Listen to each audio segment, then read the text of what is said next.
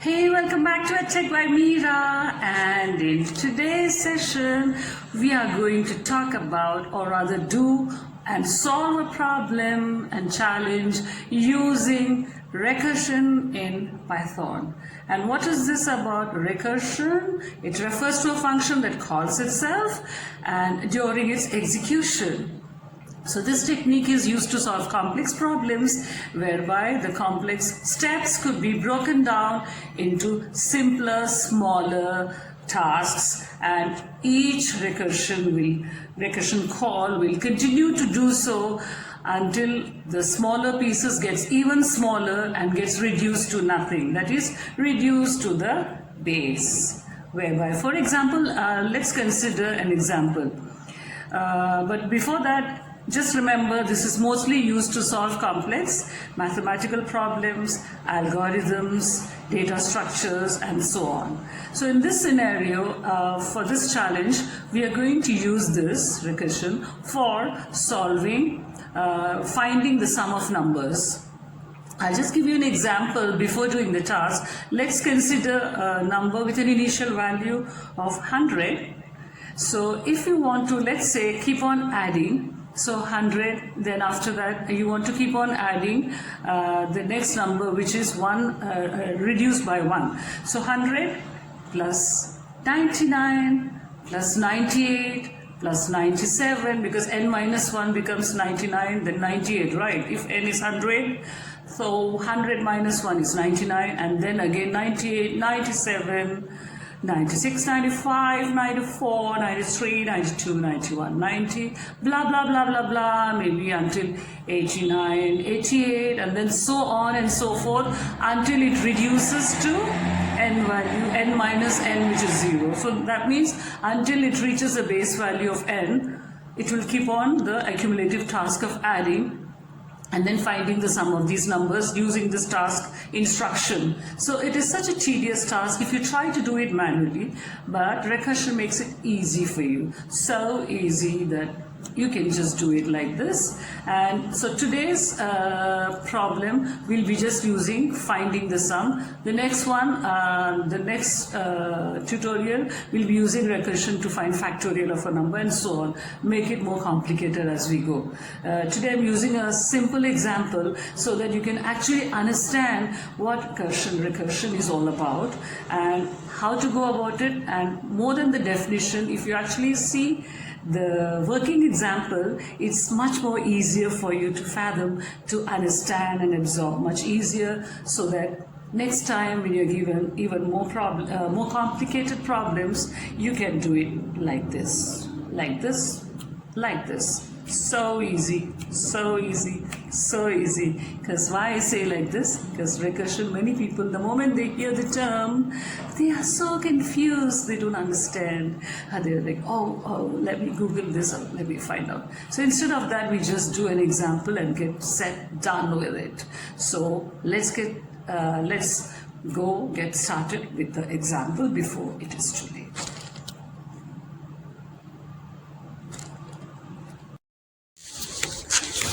So here is our example of recursion using in order to find the sum of numbers, as I mentioned earlier. So get back to your Replit code editor. I'm using one here. So define, that is def, we've done this earlier, recursion sum. I just call it recursion. You can even say recur or whatever the short form, but it's actually recursion function here. So we are defining recursion sum. Why we are calling it this way? Because we are going to find the sum of numbers. And within the parenthesis, we are writing n, because this n is a parameter whereby n is to do with the numbers, right? So you can have it n num numbers, that's up to you, whatever variable, whatever parameter you want to call it, but make sure you continue that in a consistent way. So presuming it's n, you are doing the recursion sum for n. So if n, the condition, one condition has to be there. If n is less than or equal to 10, then you return n. This is a condition. Yeah. So when it is n or less than 10, it will return n.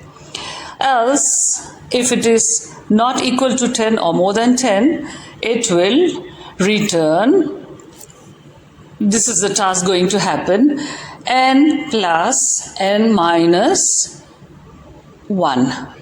So here you're writing recursion again, the recursion sum. So return n plus recursion sum, n minus 1. Yeah, so what does it mean? That means if n is greater than 10, then you have to do this task of returning, that is, you're doing the addition, n plus, keep on adding, recursion sum n minus 1. You already defined n, so n minus 1 will happen, that is whereby it will be 1, then n reduced by 1. So that is your recursion task. So you've already defined it here. So your recursion sum n will now do the task of calling itself during the execution. That's why we've mentioned it here. And the task is, if it is greater than 10, it will keep on adding n plus next number, which is 1 less than n. It will keep on continuing unless and until it reaches the value of n equals to 10. Yeah, that is, it reaches the base value, whatever you decide.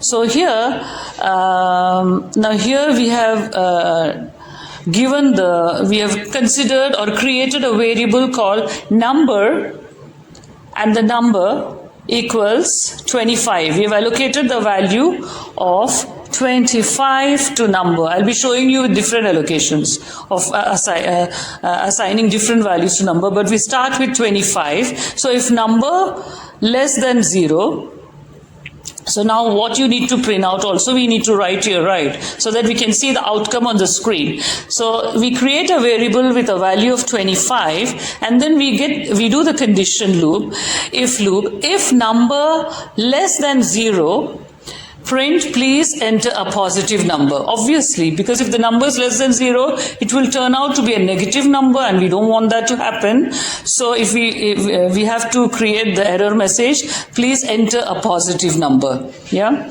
Else, that means if number is not less than 0 but it's greater than 0, then you have to print the result of the recursion task that we defined above. Yeah. So what do you need to print?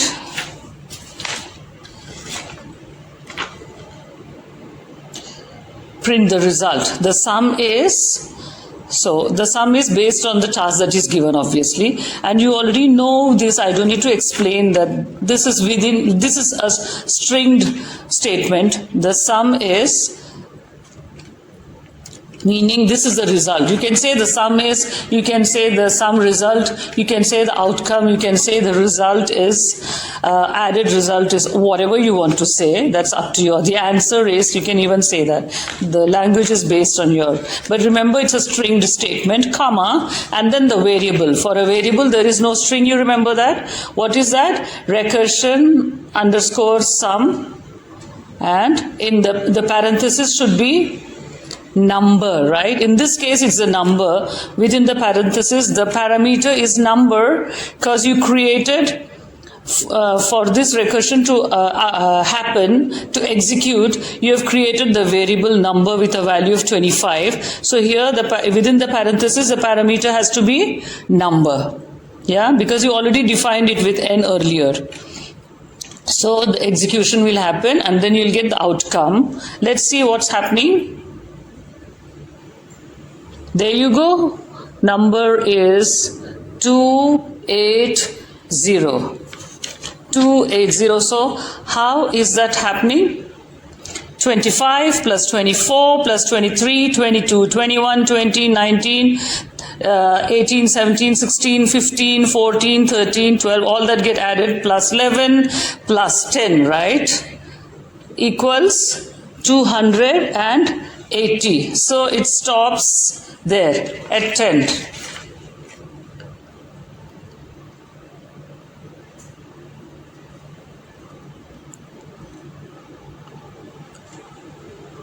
Because you already given a condition above that if n less than equal to 10, return n. So that means you cannot, once you reach the base value, you cannot continue the recursion anymore. So you stop there. So it will continue until it reaches a value of 10, and it will calculate the value, which is 280 in this case. When we try to find the recursion value for the number 25.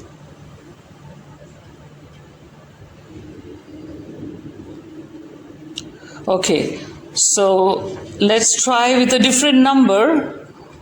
Let's try 11. Okay, number 11. So what's happening with the number 11? How much? 21. Sum is working out to 21. Quite simple. 11 plus 10, 21. Because it stops at 10, remember? Okay, now let's try another number, maybe 10. It's just 10. Why? Because if n less than equal to 10, return n. So n equals to 10, return 10. So always look at the recursion function. Define recursion sum. Always.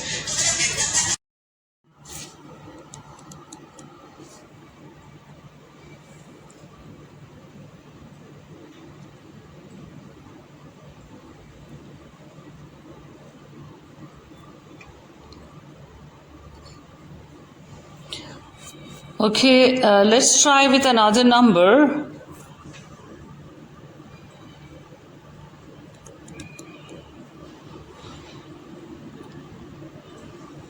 Let's say it's a negative number, just to check, -4. So let's see the error, the message that's coming up.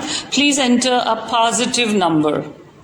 So remember the instruction that we had given to the computer. If the number is less than 1, it will return the statement, please enter a positive number. So that part is done.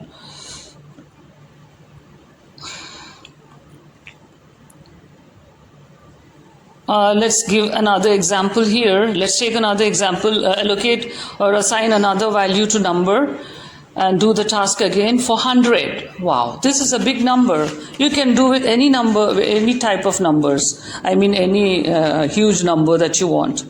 So for 100, what's happening?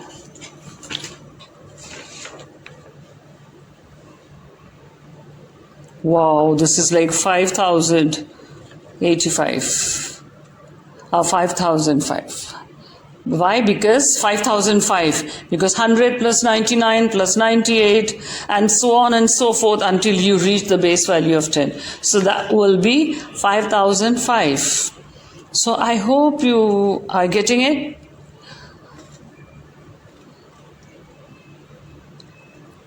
I want you to try with your other numbers. I mean, you give some other values to the number variable and try. Keep on trying. That would be quite fun. And then you manually, when you're getting the answer, output this way through the recursion function, I also want you to do it manually and check. So then you'll understand even more what I'm trying to say.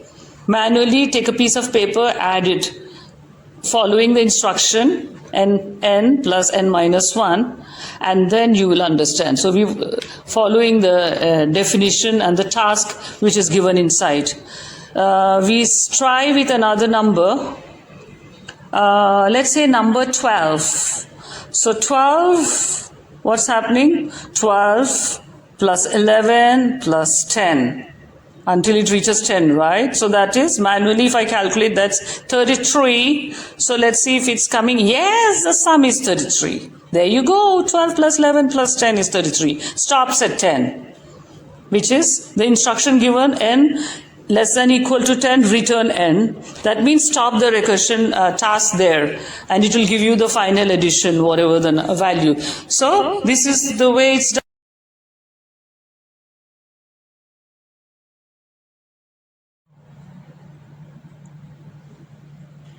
So I hope you understood what is recursion in Python, as we did with the example in the problem, whereby we define the recursive sum n, whereby the condition if n is less than or equal to 10, you have to return n. That means at the value n, the recursion will stop, and before that it will keep on continuing. Else, that is, if the number is not less than equal to n, or it is greater than n, then the recursive steps is, what happens is, it will do the recursive steps, whereby break it into simpler tasks and do the addition result, which is return n plus recursion n minus 1. Recursion, whatever name you've called it, recursion sum, n minus 1. So because n we've already explained, so here you are adding n plus n minus 1. Instead of parameter n, it's n minus 1, which means we are going to keep on adding n plus n minus 1 until it reaches the stage of it cannot do it anymore when n reaches a value of less than equal to 10. Yeah, and then if number is, then we create a variable called number, and we say the condition, we state the condition if number is less than 0. If it's a negative number, we have to print out, hello, this is a negative number. And if it is a positive number, else, which is, we have to print out the outcome, which is print. The result is, or the added result, or the added, whatever you call it in the string statement, comma, the variable. And what is going to be the variable? The recursive sum num, that you, num or n, in this case it's n, that is we defined above.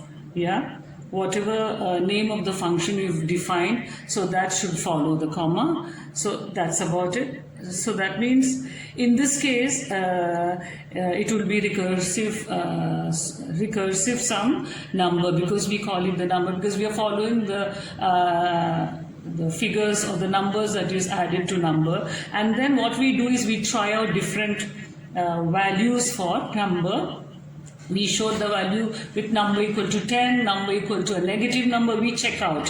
The number equal to 10, 20, 25, 100 and so on and so forth, and we see, then we do it manually and check. For example, when n equals, when we allocate the value of 10 to number, we find it will just return 10 because of the condition we've written, that recursion will stop when n is less than equal to 10, and when n is more than 10, which is, for example, 11, so it will be 11 plus 11 minus 1, which is 10, which will be 21. So like this we try with different numbers, 12, 15, 20, that's up to you. The choice is yours. So I showed with few examples and you can follow the same. See you in the next lesson, whereby I'll be teaching you using recursion function for finding the factorial of a number, even more complicated. But I hope you understood what is recursion by doing this example, whereby you are, the function is calling itself to do this repetitive task of breaking down into smaller tasks, solving the complex problem, breaking down into the smaller steps and pieces, until and unless the task is no more. Just stop with the value, whatever condition you mentioned earlier. So that's about it. See you in the next. Don't forget to subscribe. Smash the subscribe button.